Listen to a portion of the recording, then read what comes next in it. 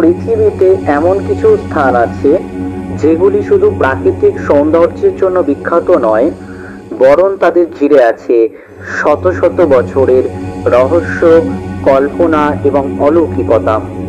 আজ আমরা কথা বলবো এমনই এক পর্বতশৃঙ্গ নিয়ে, যার চূড়ায় আজও কোনো মানুষ পা রাখতে পারেনি। সেটি হলো কৈলাস পর্বত। তিব্বতের মালভূমিতে অবস্থিত কৈলাস পর্বতকে হিন্দু ধর্ম, বৌদ্ধ ধর্ম, জৈন ধর্ম এবং শিখ ধর্ম, এই চারটি ধর্মই পবিত্র স্থান হিসেবে মানে। হিন্দুদের বিশ্বাস, এই পর্বতের চূড়াতেই বাস করেন মহাদেব শিব এবং দেবী পার্বতী। কৈলাস পর্বতের উচ্চতা ৬,৬৫৬ মিটার হলেও আশ্চর্যের বিষয় হলো আজ পর্যন্ত কেউ এই শিখরে উঠতে পারেনি। এমনকি বহু বিখ্যাত পর্বতারোহী যারা এভারেস্ট জয় করেছেন, তারাও কৈলাসে উঠতে ব্যর্থ হয়েছেন। কিন্তু কেন? লোককথা বলে, কেউ যদি চেষ্টা করে উপরে উঠতে, সে হয় পথ হারিয়ে যায়, নয়তো অসুস্থ হয়ে ফিরে আসে। কেউ কেউ অদ্ভুত স্বপ্ন দেখে কিংবা মানসিক ভারসাম্য হারিয়ে ফেলে। বিজ্ঞানীদের মতে কৈলাস পর্বতের গঠন অনেকটা এক পিরামিডের মতো, যেটা পৃথিবীর চৌম্বক শক্তির কেন্দ্র হতে পারে।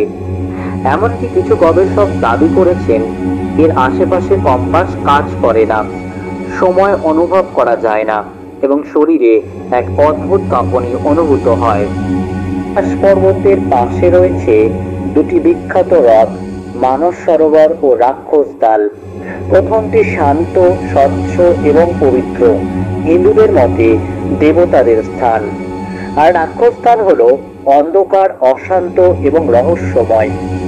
দুটি হ্রদ পাশাপাশি থাকলেও তাদের জল রং, শক্তি ও প্রভাব একেবারে আলাদা। কেন এমন পার্থক্য? বিজ্ঞান আজও পরিষ্কার উত্তর দিতে পারেনি। পুরাণ মতে রামচন্দ্র যখন সীতাকে উদ্ধার করতে লঙ্কা যাচ্ছিলেন, তিনি এই পর্বতের ওপর শিবের আশীর্বাদ নিয়েছিলেন।